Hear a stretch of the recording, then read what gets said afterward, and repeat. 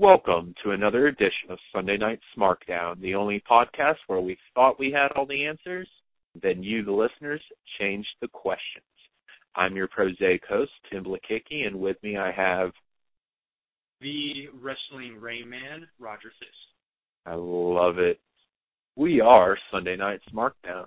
We are the bastard offspring of the RetConners. We can be found on Facebook at facebook.com/RetConners.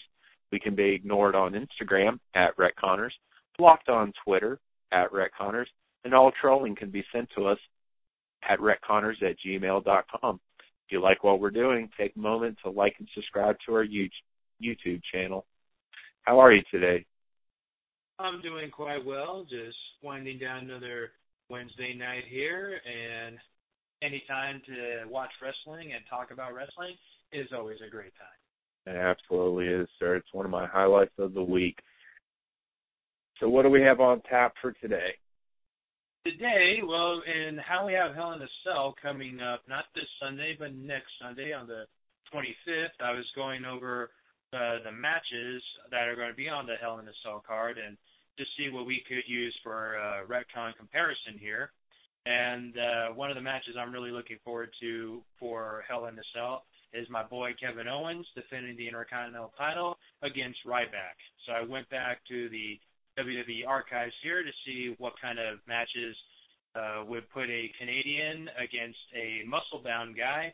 And we have from 1992 from Wembley Stadium in London, England, the match of Bret the Hitman Hart defending the Intercontinental title against the British Bulldog Davey Boy Smith. And as you pointed out to me earlier, this match took place on August 29th, 1992, but actually aired in the United States on August 31st. And get this, with an attendance of 80,355 people. This could never happen nowadays. You could never have a pay-per-view. A non-TNA pay-per-view aired 2 days after it actually took place. No one would watch it. It would be the SmackDown of pay-per-views. Even then, I'm a little surprised because I remember watching this live when I talked with live on pay-per-view. And it's just shattered now, man. Your whole childhood is shattered. It really is. It absolutely is. One of my favorite things about this match is the fact that 80,355, that's a hard number. Like, that is a proven number. Wembley actually held, I think, slightly under 80,000 at the time. It obviously was mostly a soccer and rugby stadium, and regularly, on the regular, they would fill that thing up to that maximum.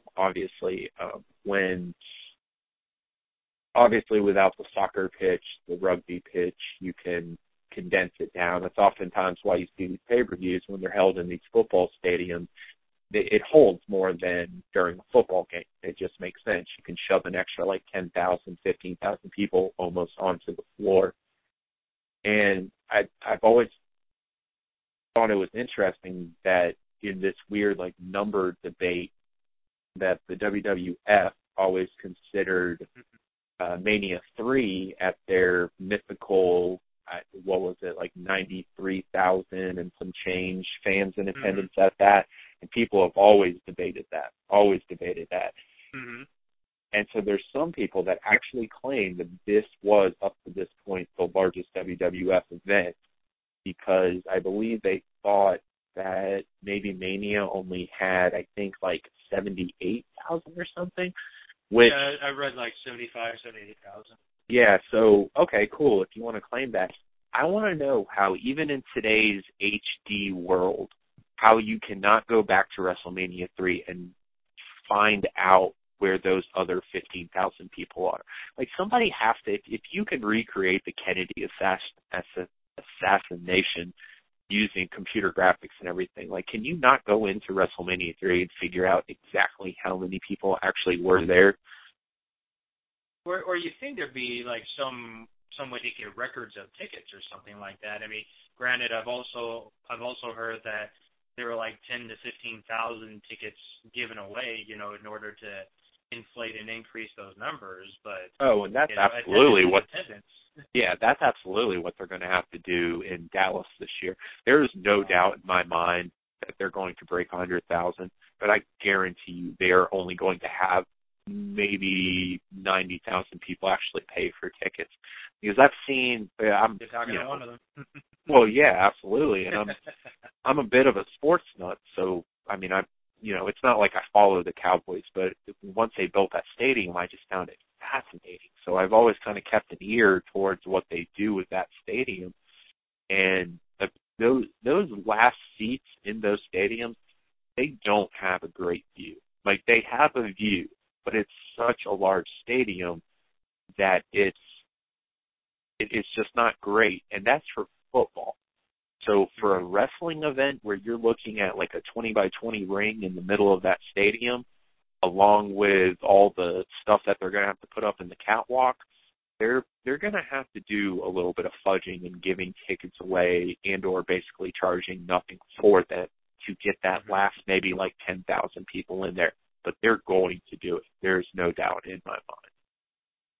That's why I'm looking forward to it, because I want to be a part of that 100,000 crowd, whether legitimate or not. It'll be something I can talk about for the rest of my life. So, oh yeah, that was there. Yeah. I mean, I can you agree. imagine being one of those, let's say 75 to 93,000 people that were at WrestleMania 3 and said, I saw Hulk and Andre? Yeah. Absolutely. And it's kind of even crazier to think about the fact that Japan does 100,000 in the Tokyo Dome on the regular. Like, that's a number that's just, that's just a number that's like unattainable until now for WWE, but that's something Japan's been doing for like 20 years. Mm-hmm. All right, sir. Well, would you like to let everybody know where we're at timestamp-wise and count us down?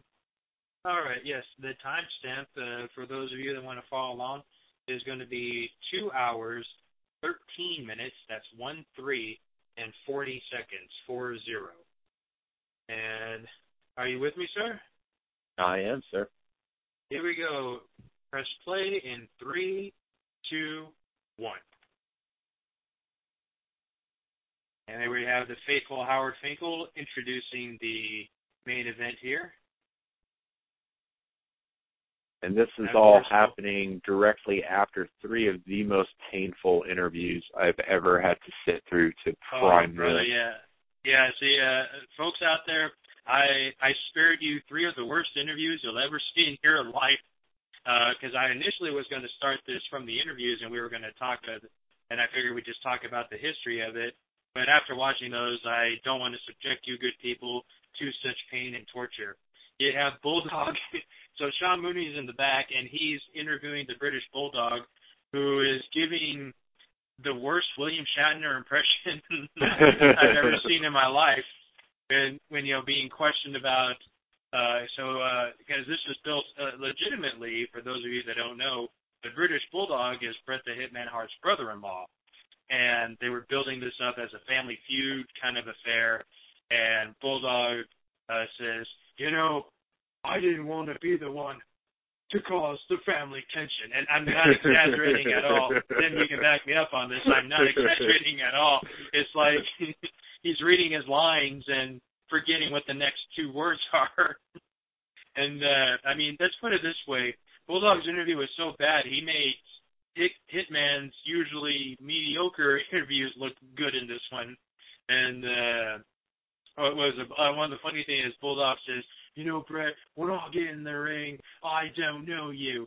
And Bret's like, you don't know me? I'm the guy that introduced you to my sister. And I'm like, this is trash talking in 1992?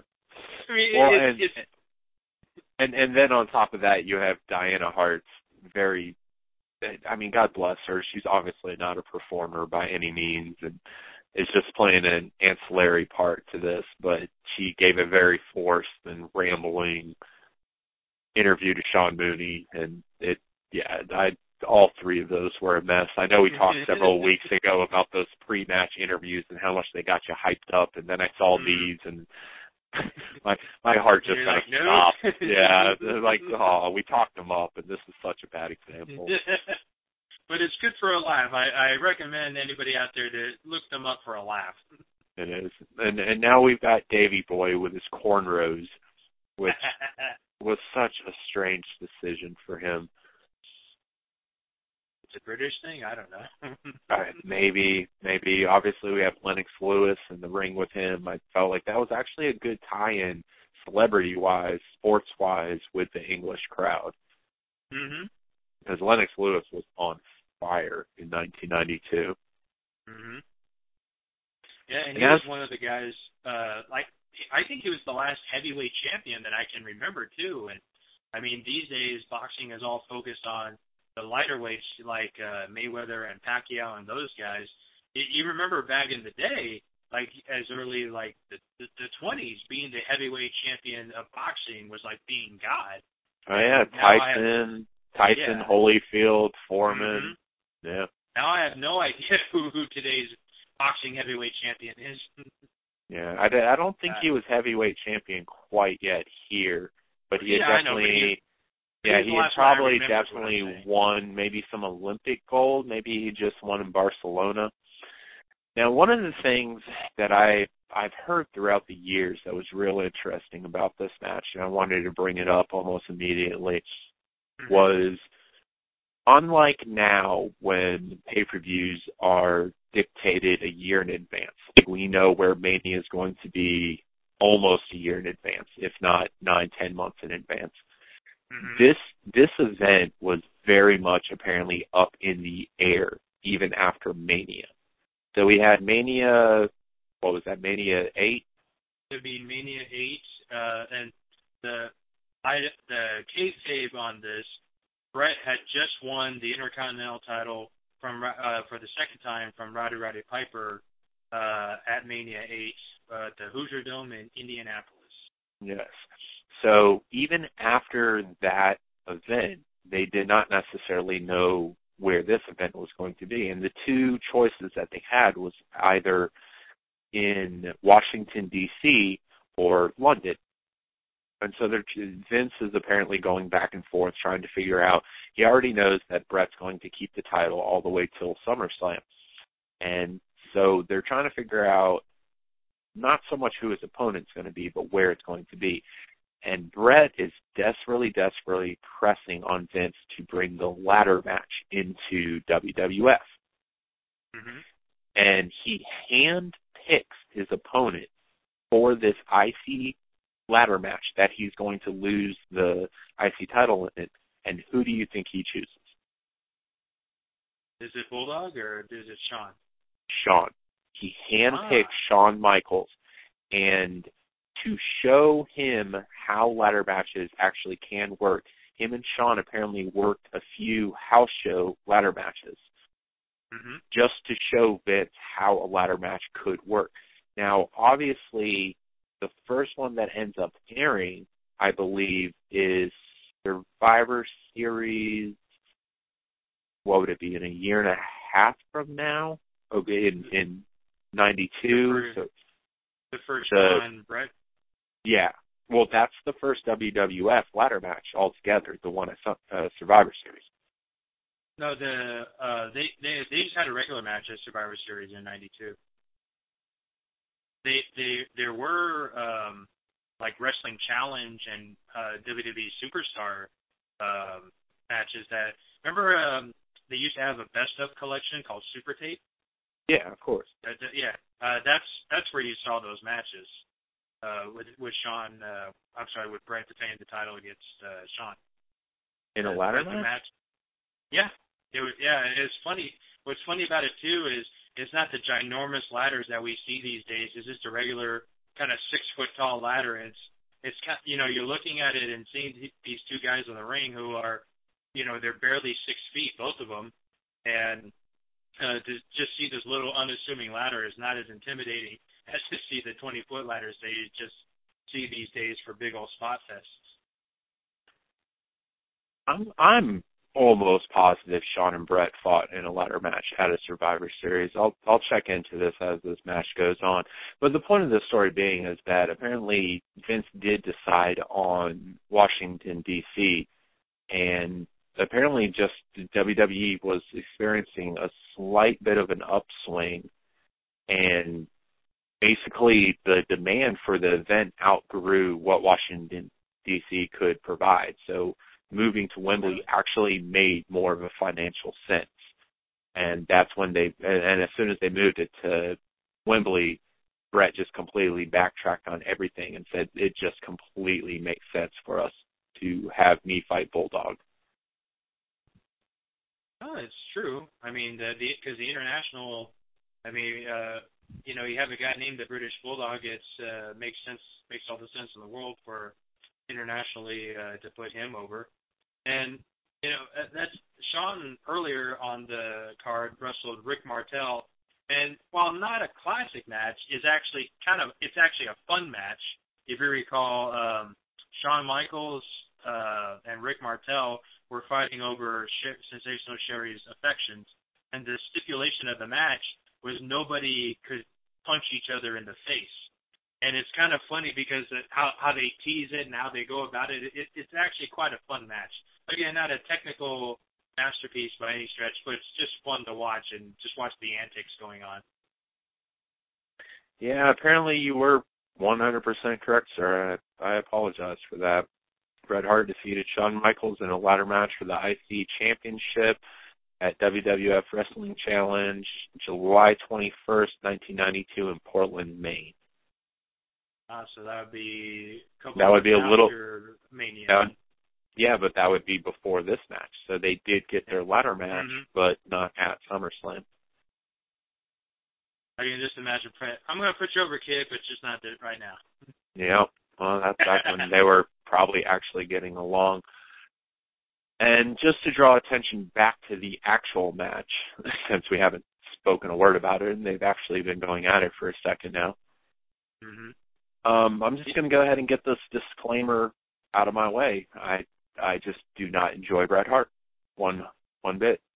One of these days you have to explain that to me, because I've known you for a long time. I've known you and Mike for a long time, and you guys haven't been Bret fans, and I know you're much more Shawn Michaels fans, but I don't understand the hatred you have towards Bret Hart. Is the word. I'm not his biggest fan or anything like that, but I'm just curious why you hate him so badly. I almost feel like those two, if you wanna boil it down to its essence, it's one of those things where I don't know you really experienced it during the Hogan years, because Hogan was so pervasive and didn't necessarily have a rival that came up with him and kind of weaved in and out of his existence throughout maybe like 5, 6, 7 years.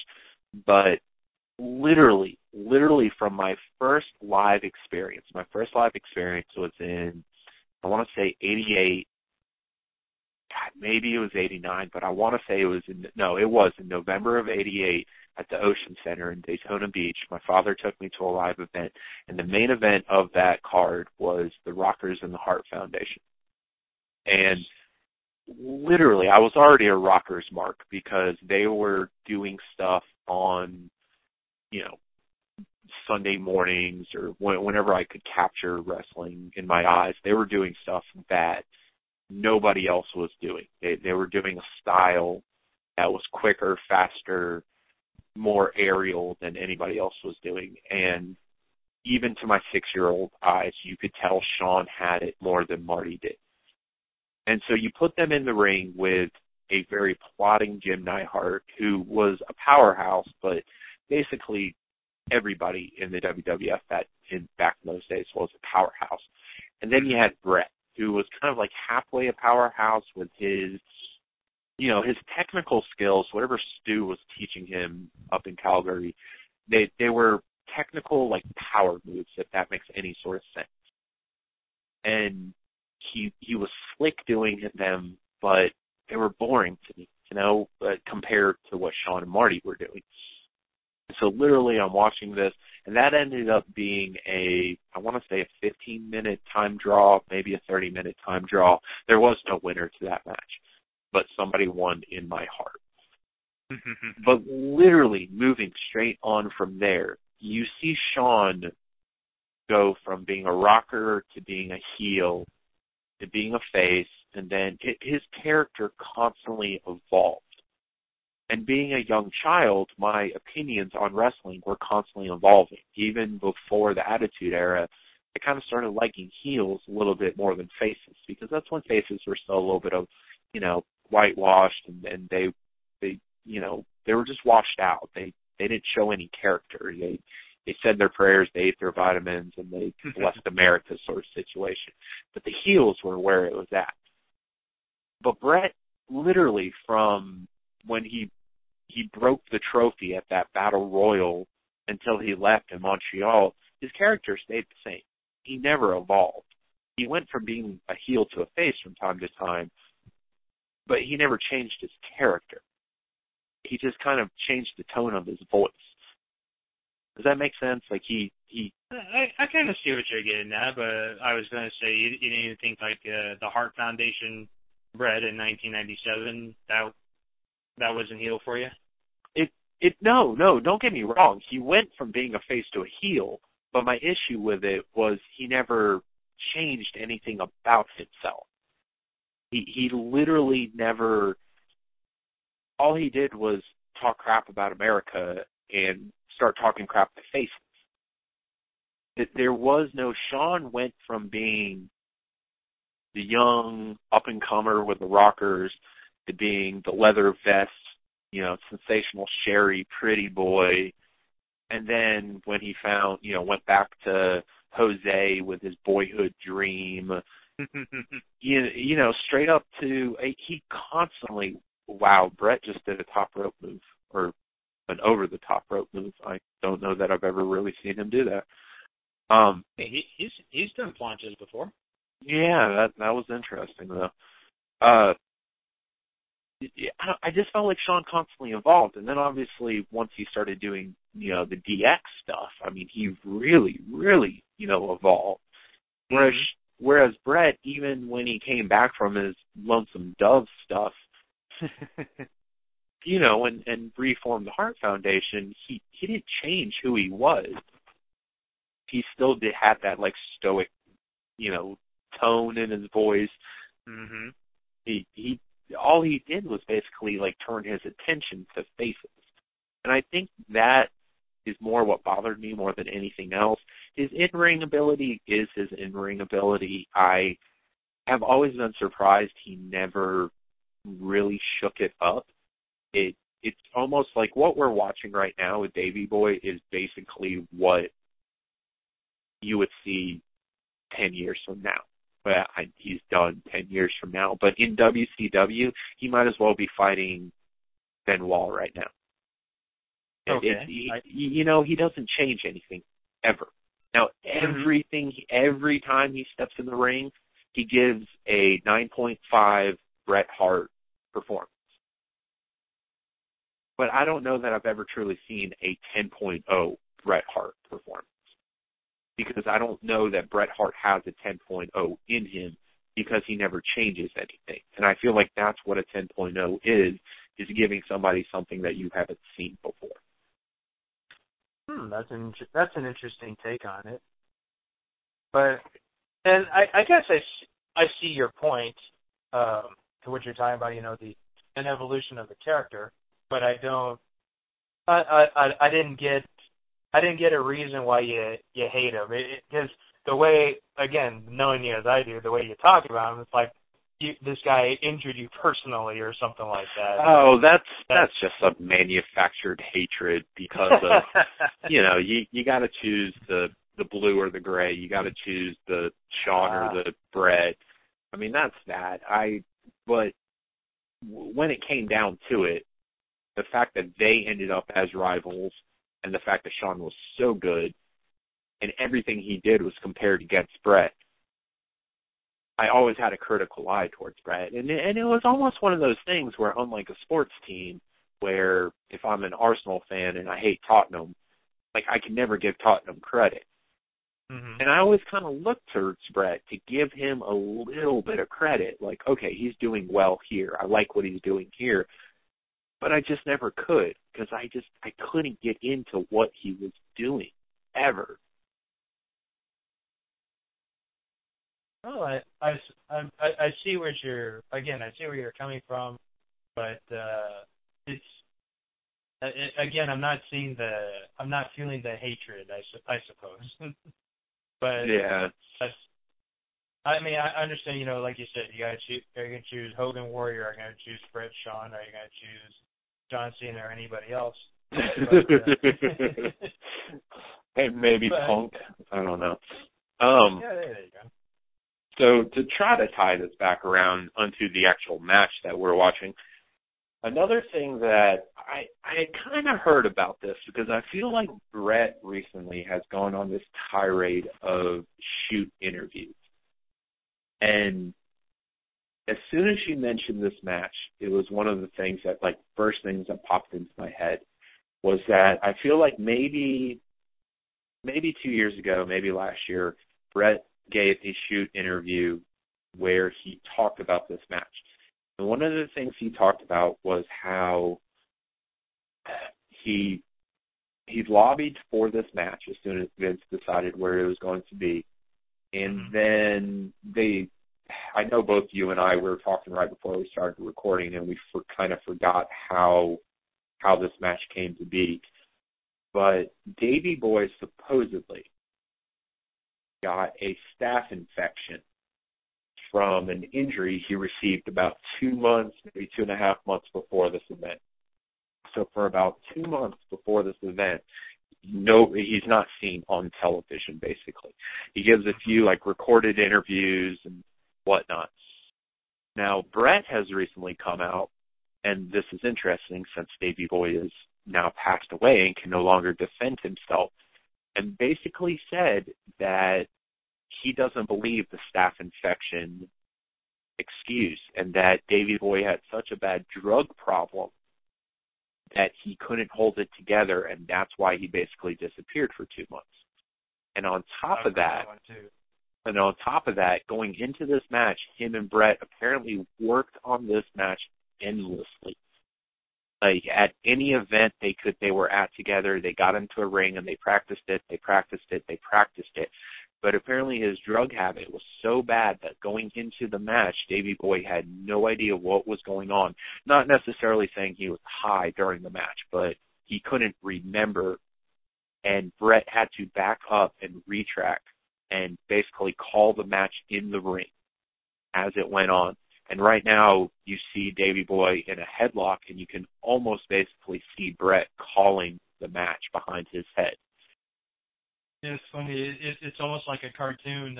He's moving his head, and he must be talking right now. It's one of the real disadvantages.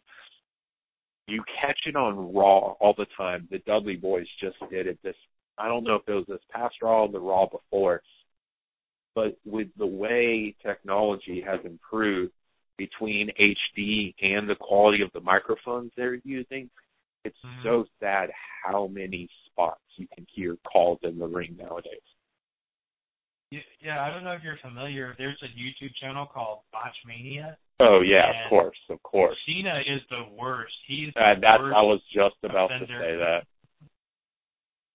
Which is really surprising because you would think, as like professional as he is, you would think he wouldn't have to do that. You know, it's funny, and he doesn't whisper it either. He like shouts it. He goes, "Oh, Irish Whip, all right, give me the big boot." He like literally shouts. Oh my goodness. You are absolutely correct. But I think that also lends itself as evidence as to why Cena doesn't necessarily. I said this several weeks ago about how I feel like Cena performs to the ability of his opponent, and no higher and no less.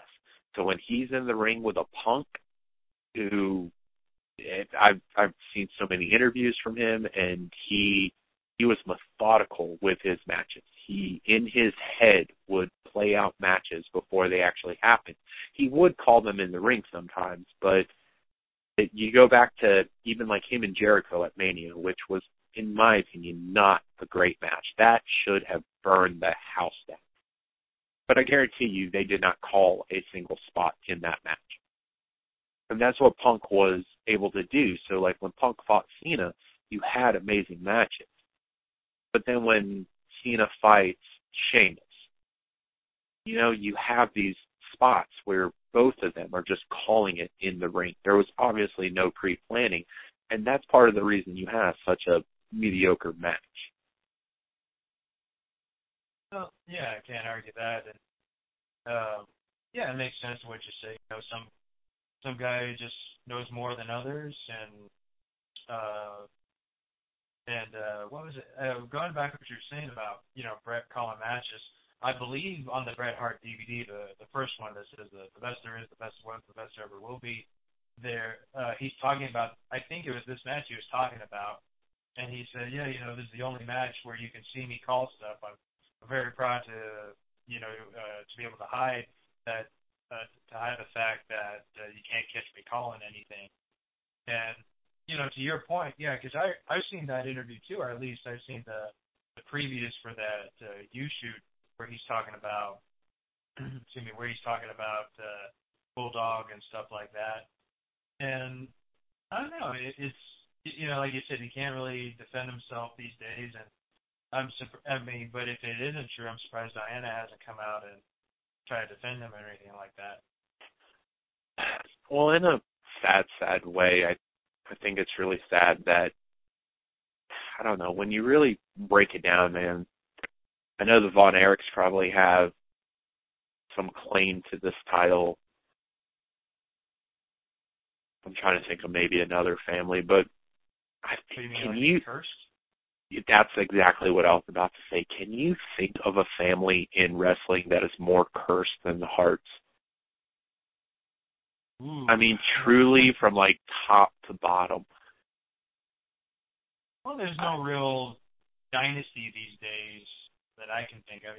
Yeah, that might be a topic for next week. I can't think of it right off the top of my head, but because all the focus is on the Harts and the Von Erichs, because those were, like I said, those were dynasties. But these days there isn't. Well, that's kind of what I'm saying. Like, I can't imagine there'll ever be a family ever again that does this sort of thing. Like. Well, unless Foley's kids get into wrestling. No, but it's still not going to be the same. It's not going to be as pervasive. I mean, you had how many Hart brothers? 4 or 5? And how much tragedy. And not only did you have 4 or 5, but because Stu was a trainer and trained so many wrestlers that also had horrible, horrible stuff fallen upon them.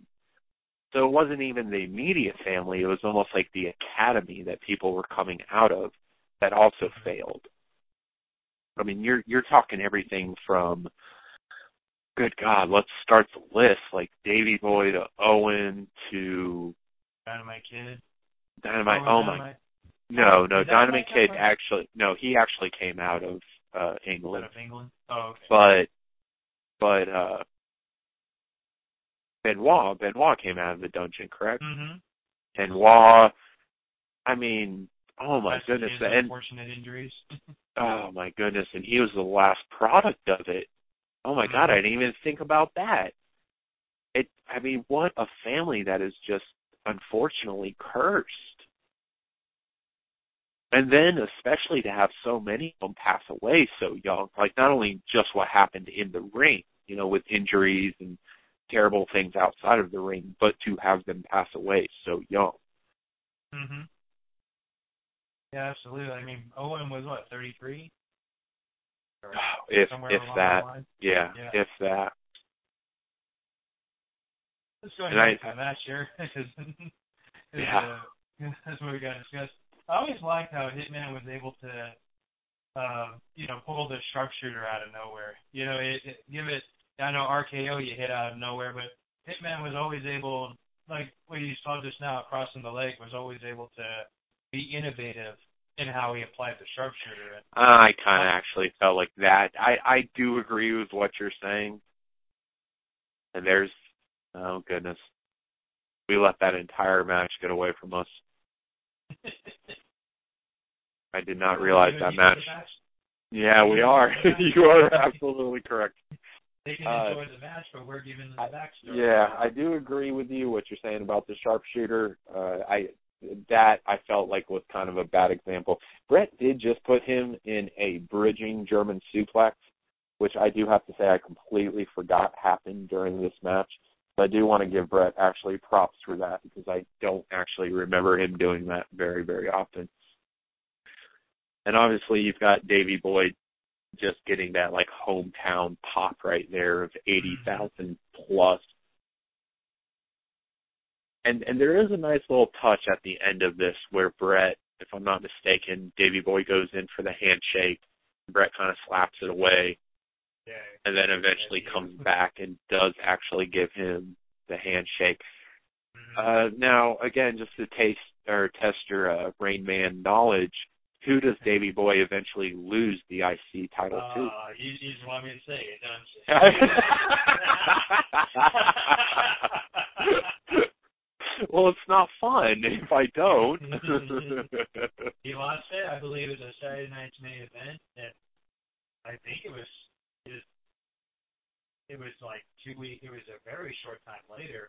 It was a few months. It was a few months.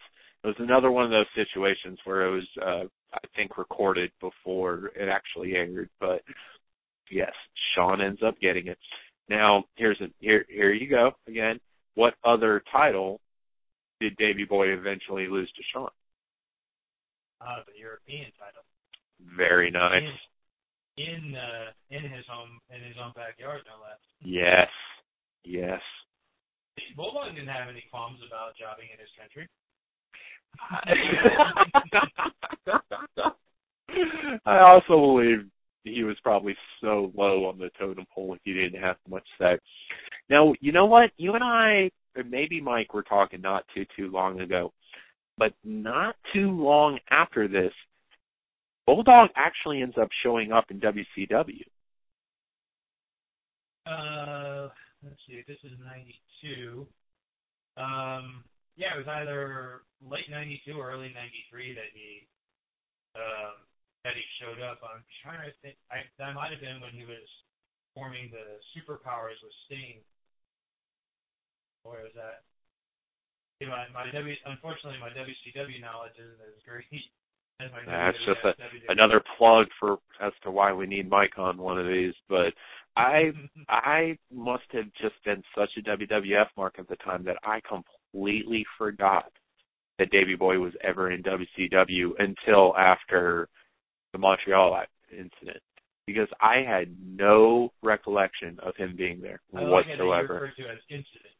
Incident, yeah. Instead of bias, more director screw job. No, it was an incident. It was an incident.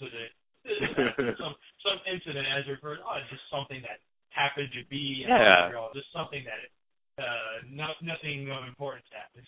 No, it just kind of happened. I mean, what else are we going to say about it? What else can we say about it? There's so many theories that one of these days, if we can get the four of us together, that's what I'd like to discuss. Just bring up all the random theories and which one makes the most sense. The fact is what people have said happened. Now, whenever we bring Mike into this and he tells me that if it happened on television, then it was a work, that's a line of logic.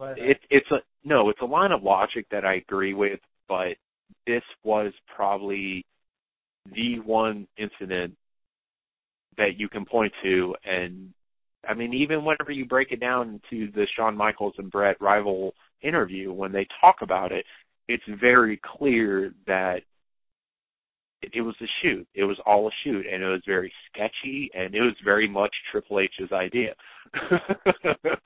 And this also goes back to my theory that when you and I are 80 years old and we're sitting on the front of our retirement home's porch and you're smoking a cigar and I'm drinking a beer and we're talking about wrestling and we look back on who was the single most influential person in wrestling of all time, that even over Vince McMahon, I think we're going to end up saying it was Triple H. If if Vince steps down, and as we talked so much, the match has ended. I hope you folks enjoyed that match, and I hope you continue to enjoy our commentary as we're going to go more in depth here. You got to say that Triple H, he's being, slowly given the reins. He's been given NXT, and according to what everyone says, NXT is his brainchild, or at least what's become the glory that has become NXT has all been Triple H's work. And it's just, could he be, from all points, it looks like he can be trusted with running the big show, but Vince is just too type A to let it go. But how old is Triple H? 42, 43, 44? Yeah, I don't think he's 50 yet, but yeah, he's definitely in his 40s, I would say. All right, so if he's in his early 40s, let's kind of break it down like this. He sensed, if you consider, if it's true that he influenced in, when was the Montreal incident? 97, 98? 97, yeah. 97, okay, so that's, oh my God, that's almost coming. In your brain, sir, November 1997. It is, so that's coming up on 18 years. So let's say that was his initial impact. If that was his very first thing that he ever suggested happened in wrestling, that he is already on 18 years of influence in wrestling. 18 years. All right. So now he's 40-something. Let's say Vince has, maybe, let's give him 10 more years. Let's say Vince has 10 more years in him. Okay, so that puts Triple H at 28 years. Vince drops off. Triple H takes over with Steph. I mean, you're talking like 50 years Triple H could potentially influence wrestling, which is basically longer than even Vince had an opportunity to, because his father was running it before Triple H was influencing it age-wise. Does that make sense? Yes.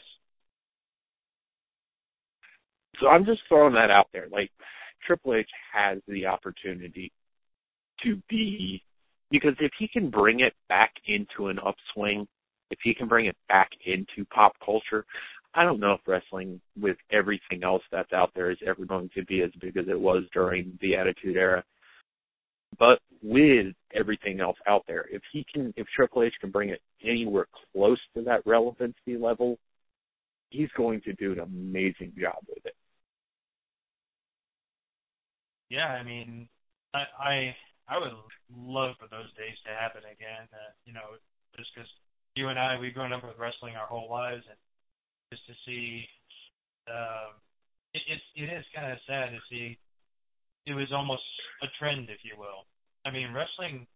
Oh, it wasn't almost. It was. For about, 2-3 years there between DX and NWO and Austin.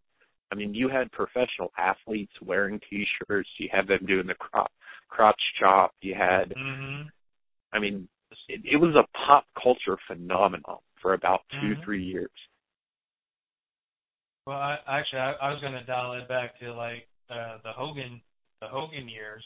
So I mean, where it was hot for, let's say, like 7-8 years, then it dropped off again for, let's see, maybe another 5 years.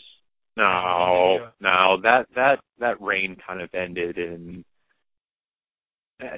You got to say it ended. It ended right after. 93. Yeah, it ended right after Hogan and Andre. Because if it was any bigger, then Hogan Savage would have been a bigger deal. Well, what about when Hogan Slaughter at Mania, when wrestling was, and it was so kayfabe, because you hear all the stories about Slaughter, not being served at restaurants and stuff like that. But I feel like that was more of the gimmick, because it was such a hot button gimmick. I don't think wrestling itself was so pervasive. Just look at the celebrity involvement and how it declined from 1 and 2 up to 7. I mean, it severely dropped off. You definitely did not have Muhammad Ali at WrestleMania 6. That's true. Yeah, you had Steve Allen and Robert Goulet, and yeah, I mean exactly. more of the not nobody the young crowd knows. Exactly, and then it really didn't pick back up until 14 with Tyson being at 14. Mm-hmm. Tyson and Pete Rose. Yep. Well, and that's kind of another example of somebody just desperately grabbing on. But all right, I hope you guys enjoyed that match. I know I almost feel bad because that's generally considered SummerSlam's greatest match of all time, and we completely glazed over it. But moving on to more topical, I guess, information, we do have the Lana and Rusev incident from this past week that has happened. We have Lana and Rusev who have broken kayfabe and come out, and even TMZ has announced their engagement. And WWE recognized this engagement on air this week, and it's basically put a stamp on this entire gimmick that they've been running. Now, obviously, Lana's injury, another unfortunate injury in this angle, kind of stuttered things, but where do you see this going? Do you see anything building out of it? I gotta say I was pretty shocked that they actually addressed it, because they don't, usually they wouldn't even address it on that TMZ report or anything like that. But the fact that they addressed it makes me think that maybe they see that this angle isn't really going anywhere, so they're just letting it die. As we saw on Raw, that Summer Rae said, "Oh, so you're broken up with Lana, huh? Well, how do you explain that?" Which, like, in the gimmick, in the angle, doesn't make any sense whatsoever to me, because Lana's supposed to be going out with Dolph, and I'm confused by the whole situation. Like, what were they thinking going in with this, and how is it going to play out? And my only thought is, because they kind of teased Dolph might be hitting on Summer Rae behind Lana's back, while she's injured, but that doesn't explain how they're going to reunite Lana and Rusev. But it's funny that this angle is played out as it has, because a friend of mine earlier this year said, "Can you imagine at Dallas at WrestleMania next year that we have the Lana Rusev reunion just like Macho and Liz at 7?" And I was like, I don't think people are going to buy it as much as Macho and Liz. And I don't think 100,000 people are going to be crying or cheering that reunion as much as they did with Macho and Liz. That's interesting. I hadn't even thought of that angle. I very much view this as a consequence of the reality era. I know people already kind of want to put a nail in the quote-unquote reality era that maybe CM Punk started with the pipe bomb, but I almost feel like the reality era isn't necessarily something that is going to be an era, much like the attitude / aggression / whatever came after that, as much as it's almost now like a reality of the situation, that with the social media being so pervasive and TMZ existing and WWE wrestlers now being out there for public consumption, basically, that their personal lives are now going to affect their on-screen characters. And this is just something that it shows poor planning on everybody's part. If anybody wants to look out there and say that Rusev should not have done this at this time, I think it would be ridiculous to claim that if Rusev and Lana and they obviously are a real couple and have been throughout this entire angle, despite what actually was happening on air. If you want to claim that Rusev shouldn't have been, passed Lana's hand in marriage until the conclusion of this angle, that's the most ridiculous thing I've ever heard of. So it it just shows poor planning that you couldn't have wrapped this up by then if you couldn't have figured out a better way not to allow this to affect. If this angle had been wrapped up already and then this happened, it would have been swept under the rug. You know what I mean? If Rusev was already feuding with Samoa Joe and they got engaged while Lana was on the shelf, then this wouldn't have been made that big of a deal. But the fact is they were both engaged in an angle where they were supposed to be at odds. Mm-hmm. And there was such wide publicity about it that they had no option but to recognize it and to try to factor it into an on-screen angle. This, I think, is one of the first examples of a situation where you are going to have to be careful moving forward. Actually, believe it or not, this actually happened like 2-3 years ago when, what's his name, when Hogan and Bischoff were in TNA. And remember, there was I don't know if you were watching at the time. It was probably not. Yeah, I haven't watched TNA in over a year, and I only watched TNA at that time because of Hogan. But he had brought in his daughter Brooke, and she was kind of a character, I guess you'd call it, but she was involved in an angle where she was Bully Ray's girlfriend. Yeah. And then it got announced that she was engaged to some NFL player, and it kind of talked about it on air, but then they just kind of brushed it up saying, oh, those newspapers, they don't know what they're reporting. You can't believe that. And I'm like, and they just kind of brushed it off like that. They never addressed it again.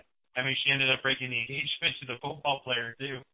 So I guess in the long run, it didn't make a lick of difference. But yeah, it was kind of funny. Yeah, it's going to have to be something that they're going to have to keep an eye towards just moving forward. And another thing that they apparently have to keep an eye towards is that this past Raw's rating in Chicago, of all places, for October 12th, only did a 3.14 million. No, I apologize. It did a 3.27 million rating, which is the lowest in almost, 8 years? 10 years? 18 years for a Raw rating. In 2012, a show did 3.14, but that was on Christmas Eve. 2000. Okay, so yeah, holidays can be excused generally. Yeah. So how on earth is Vince feeling this morning? I read, I think it was last week or a couple weeks ago, that ratings were so low that Vince went into like full on panic mode, which was kind of strange to me because you know as well as I do, you've heard all the stories about what a micromanager he is, and apparently these last few shows, or not last few shows, maybe this last year, maybe year and a half, he's given up control to maybe Steph or maybe to Triple H. But as you know, everything goes through Vince in the end. So I don't know what they mean exactly that they say he's going to take a more hands-on approach, because it sounds like he's pretty hands-on to begin with. I don't know how much more hands-on he could be. Well, from what I understand, basically, is he's now moved on to a micromanaging aspect. Like, whereas he did allow others to make certain decisions, he is now making everything almost like how he was doing it during the Attitude Era. Even with Vince Russo booking stuff, things still had to necessarily run through him, and now he's bringing it back under his umbrella.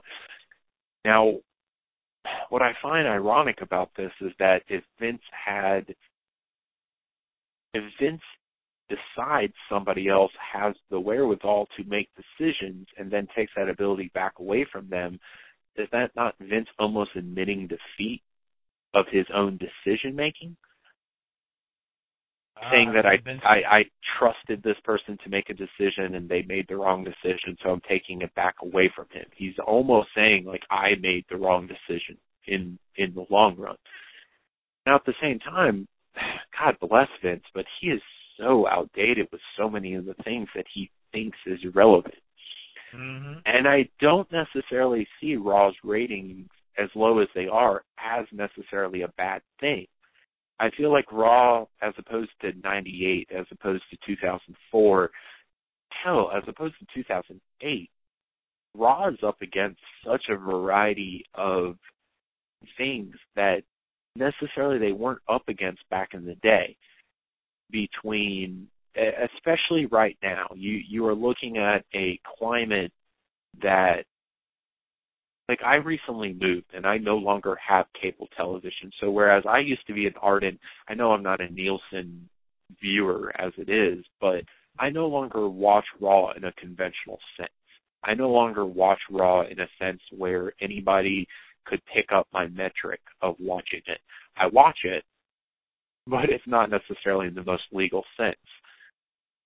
And how many people are watching Raw now on DVR? How many people, WWE's YouTube site was in August still the most viewed YouTube channel on YouTube.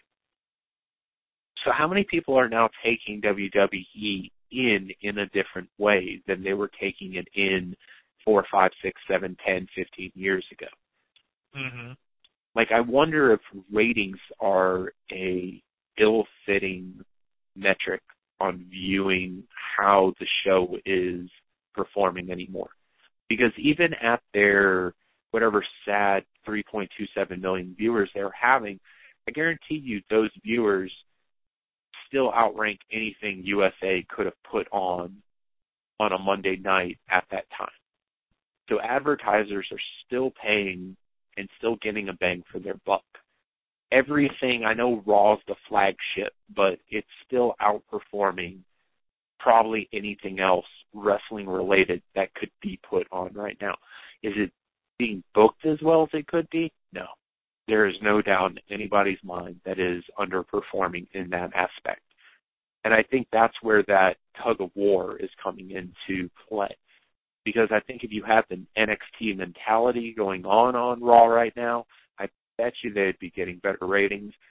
But I don't think this is like necessarily the end of days, especially with Monday Night Football coming into play right now. You got the baseball playoffs coming into play right now. This is always kind of a bad time of the year for Raw anyways.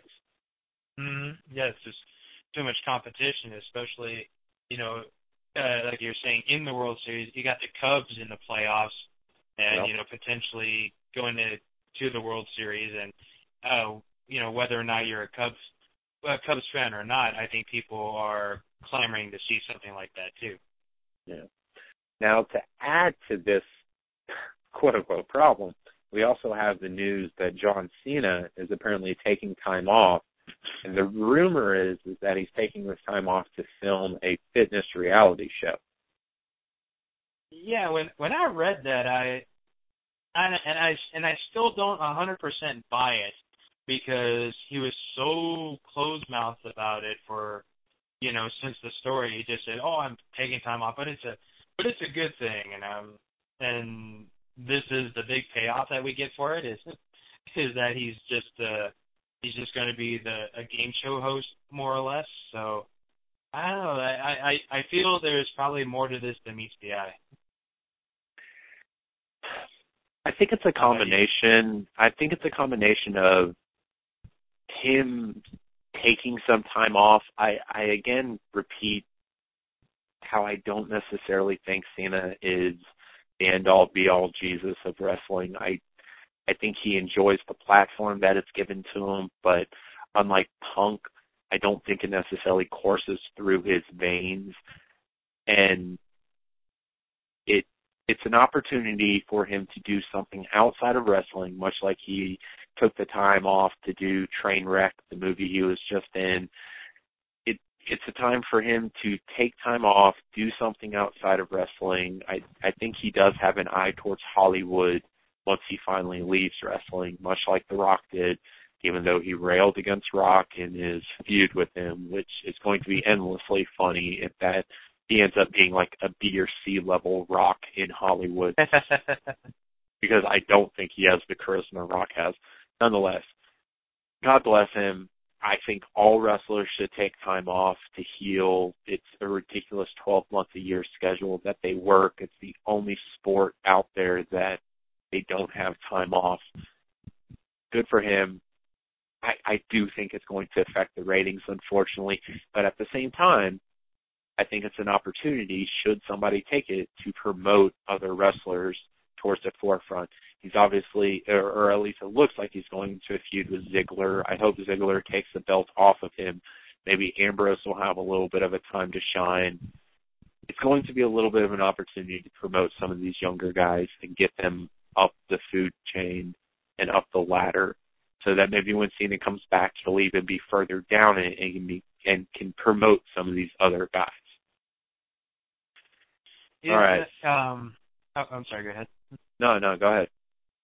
Yeah, I agree too. And if they're going to play, as you said, in this whole reality thing, which one thing I'm upset at our friend Mike about is that he ruined Total Divas for me.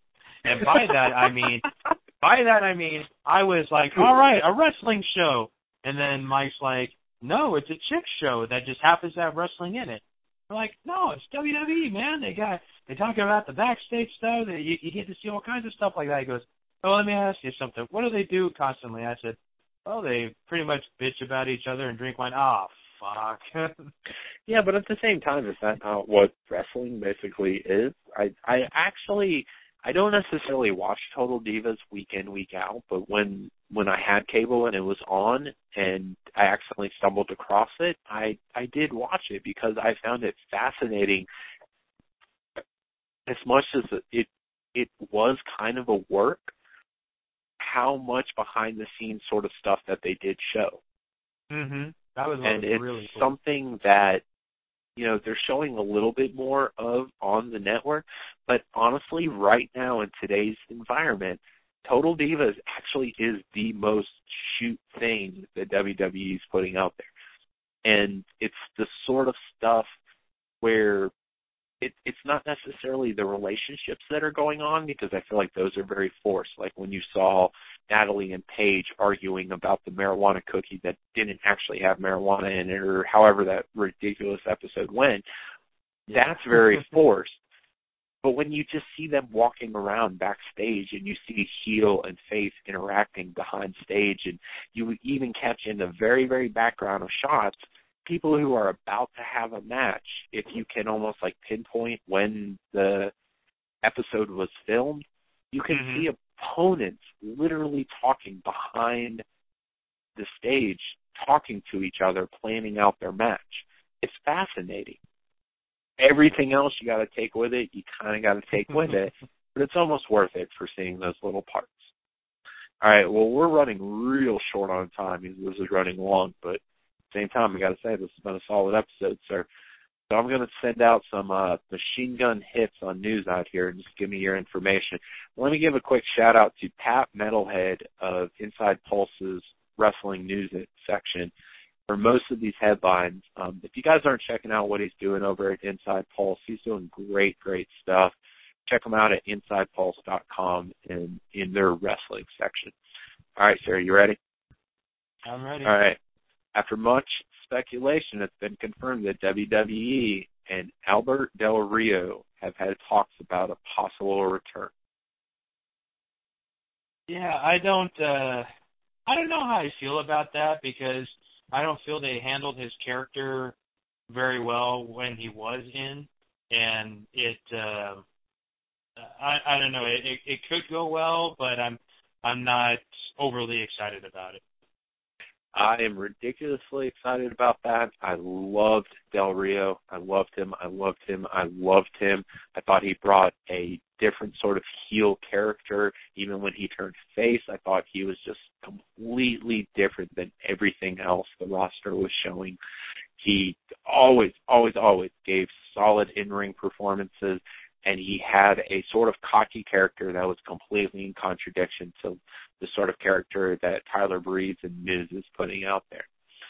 All right, Triple H putting over Evolve recently wasn't just for show. It's the collaboration between WWE, NXT, and Evolve WWN is getting a little bit more concrete. And as to show proof to this, apparently Sami Zayn is reported to be back from injury and appearing at this weekend shows. You know, it's funny to say that because I've read two reports. I saw one report yesterday that said that he wasn't going to show, and another report today that said he was going to show.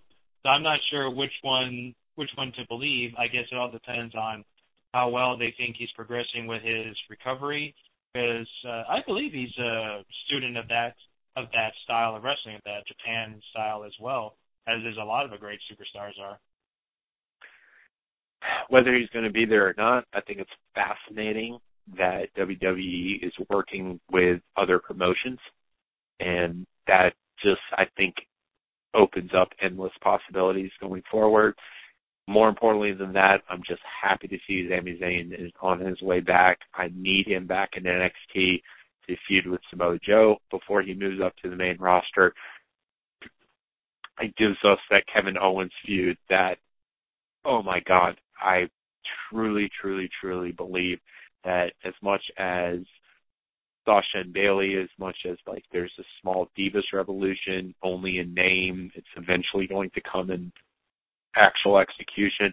I truly, truly do believe that when Owens and Zayn get into a ring together and they start performing, there's going to be some sort of revolution in ring in WWE, because they're going to show the current WWE audience something that they have never seen before. And I'm very excited about that. All right, moving on.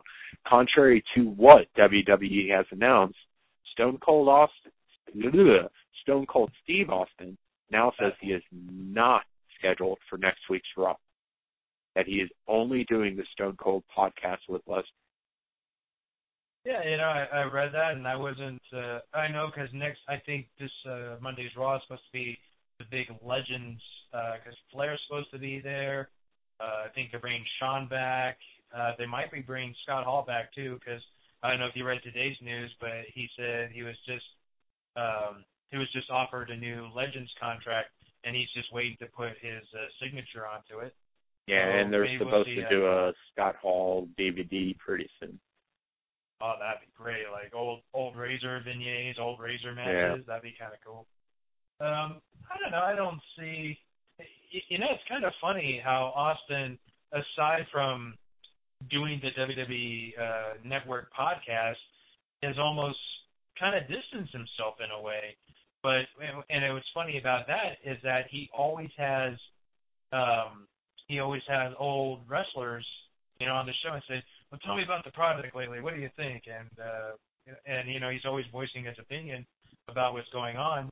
But you've seen he says he's not going to be at WrestleMania in Dallas, which I don't know why. I don't know if it's a big tease or, you know, it's just something he can't say yet because details haven't been worked out. Because I think it'd be a shame. I mean, Houston is one thing, but Dallas, you know, where WrestleMania 17 was, but Dallas is where he cut his teeth with world-class championship wrestling. And, you know, where he was a student of a gentleman, Chris Adams. So I think it'd be a shame for him not to show up. I mean, just personally, I think for him, I don't know why he wouldn't do that. I think he should show up. Because, you know, you always want to go back and throw a shout out to your roots.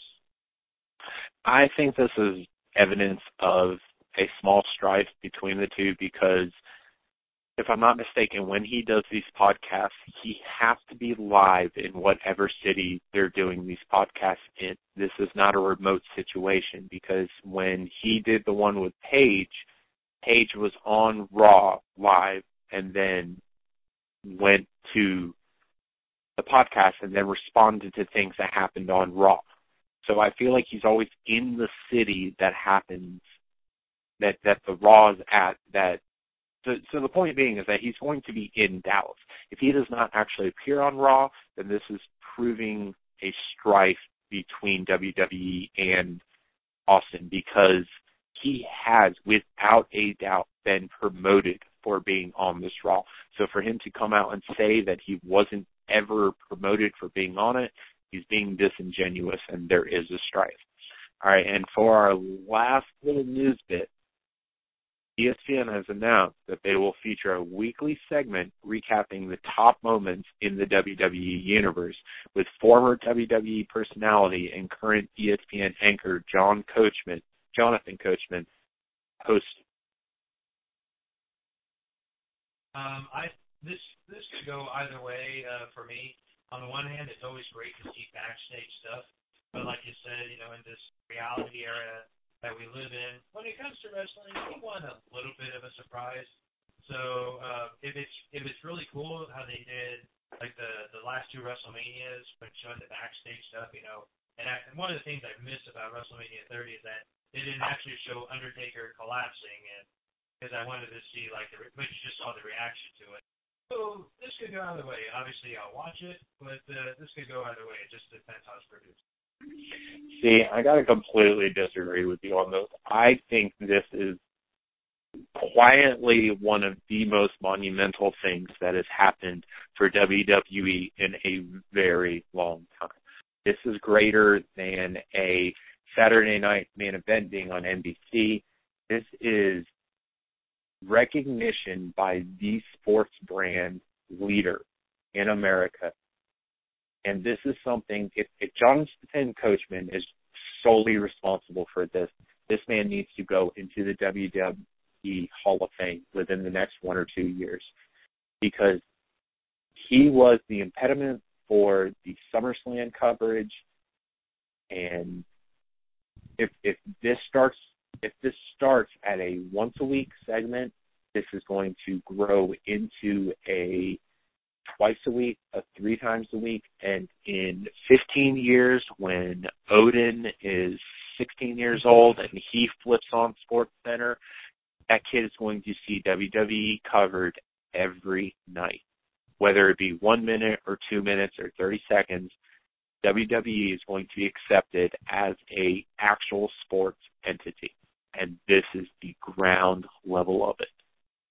I'm not going to go too much further into it because I kind of want to see where it goes, but you're going to see don't oversell it or anything. I'm just saying this is opening a door that has never been opened before. All right, well, that's it for this week's Sunday Night SmackDown, gentlemen and ladies. We are the RetConners. We can be found at retconners@gmail.com. We can be found at RetConners on Twitter. We can be found at RetConners on Instagram. We can also be found at facebook.com/RetConners. Guys, if you're listening to this out there, we would love, love, love to hear from you. Please let us know what we're doing right, what we're doing wrong, what you want to see different. And honest to goodness, if you have great opinions out there, we'll read them on air. We are super viewer-friendly, listener-friendly. And for myself and Raj, that's it for this week. Thank you so much, guys, and we appreciate it. Thanks for watching.